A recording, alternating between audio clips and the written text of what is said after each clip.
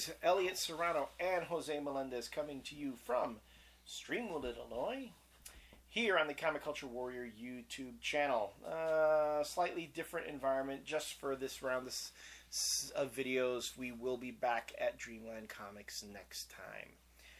And yes, the rumors are completely unfounded. Jose is still here. All right, we've been doing a lot of reviews, and we have seen a trend this past week of Marvel actually doing some pretty good stuff. And we, of course, for all the shit that we give them, we also want to give them their kudos too when they do this. Although we really shouldn't be surprised that this book yet again is performing like it is. Secret Warriors by Brian Bendis, Johnathan Hickman, and Stefano Caselli.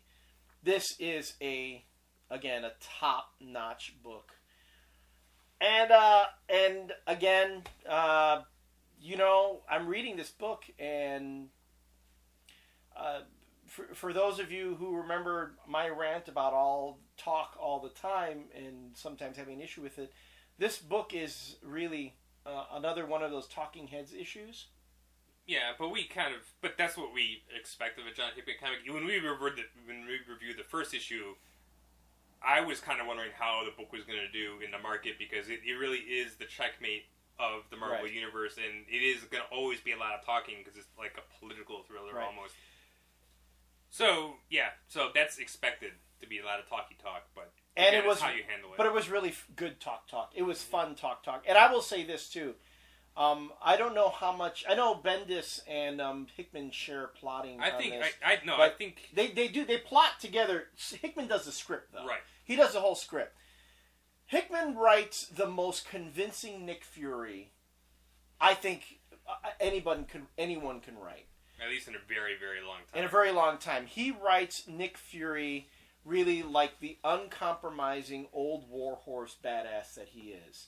And it's really, I think the only one who came kind of close was Garth Ennis, when Garth Ennis did the two, he did two miniseries, two Max series with Nick Fury. He did one Nick Fury back during World War II, and then one of Nick Fury as an agent of S.H.I.E.L.D. I like that. Was that the one he did with the guy that he did The Boys? Yes, he did those with Derek Robertson. Awesome. Yeah, that was awesome. So those were really good. Those were really good minis that Garth Ennis did. And it's funny how I think Johnathan Hickman read those, because I feel that character from the Garth Ennis run in this book, especially when you get to the part where Dum Dum Duggan and Nick Fury are reminiscing about past romantic encounters. Yeah. And it's really well done. But the thing about this is that there is so much that happens here. Mm-hmm. There's so much that happens here in between panels, that you don't see and that's just hinted at here and there. I'm really impressed. Johnathan Hickman as a writer really makes me jealous. And he throws in one little bit. There's it seems like a throwaway line when they're talking about the big revelation. I mean, they don't talk about it, but it relates to the big revelation. That Hydra and S.H.I.E.L.D. were always one entity, that there was always one thing, and the other commandos, the Howling Commandos that Nick is bringing back together, don't seem to be buying it. Mm-hmm. They don't seem to get it. You skip from the commandos talking to the Hydra folks talking, their whole round table. The round table.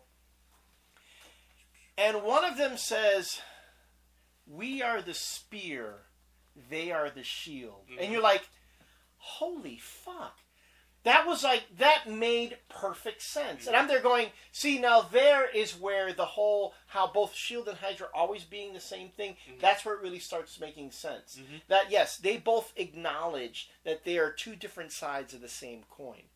So this really is a superb scripting job on Johnathan Hickman's part. I can't say enough about this book except that, he keeps knocking it out of the park, and I'm just waiting for him to finally collapse under the weight of his own genius. Yeah, and the last page actually I had a little chuckle because on the last page where it says to be continued here on the bottom, Johnathan Hickman writes, "You've been patient, you've been kind. Next month, all hell breaks loose." So he's already telling you that, right? Next issue is going to be all action issues. Sorry, I've had so much setup, but the next issue is going to deliver, which is fine with me because But that's at least he's acknowledging that because that's what we kind of talked about. Right. Like again earlier, is like how are people going to sit around and wait for shit to happen while everyone's just talking? Right.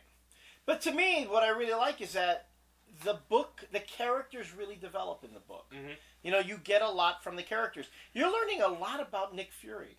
You're getting a lot from more him. than I have in a very long time. Yeah. Again, and it's funny because Bendis has had Nick Fury in for how many issues and how many times, friggin' using him in Avengers all the time. Yeah. Well, this just goes back to like you take any character that Bendis does and you give it to somebody else, and someone just does it infinitely better. It's true. I mean, you see Nick Fury in there. We talk about the Maria Hill thing all the time. I'm looking forward to Jeff Parker doing the new Avengers in the new issue of Ages of Atlas because I want to see what he does.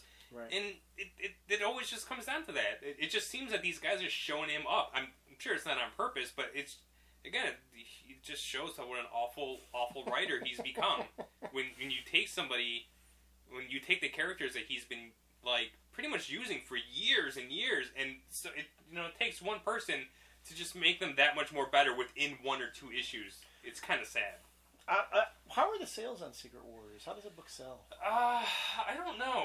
I should always keep a sales chart with us because like at Dreamland, does it sell? It sells good. Well? Yeah, it sells really well. See, I'm wondering like if Bendis stopped co-writing, if they took his name off it and it was just Hickman, how would the book sell then? I mean, again, back to the whole issue of Bendis' name sells.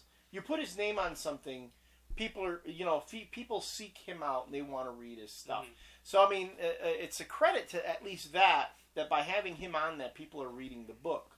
I though think I give credit to Johnathan Hickman for really just doing some solid scripting. No, and that's the whole thing.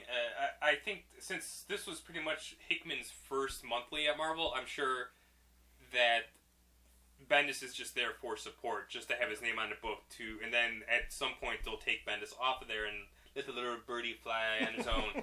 But I really do think that Johnathan Hickman, that this book probably wouldn't have sold because unless you read Independence, you don't know who Johnathan Hickman is, and you don't know what a great writer is, and you don't know what he's capable of. Right. But if you've read the Nightly News and Pax Romana and Red Mask from Mars, and then you read this, it's a Johnathan Hickman book. Right. No, it does. So really that's why I could totally tell that Bendis is only just doing plotting on this, and Hickman really is doing the script because it reads like a Johnathan Hickman book. Well, and then I give kudos to Bendis for at least doing that. Hey, it's I wouldn't mind having a name like that, helping me out. So, in any case, Jeff Johns, you haven't returned any of my calls yet. So. All right, so Secret Warriors, great book. And yet another great Marvel product that came out this week. All right, when we come back, we'll talk about, we'll see. Hope to see you.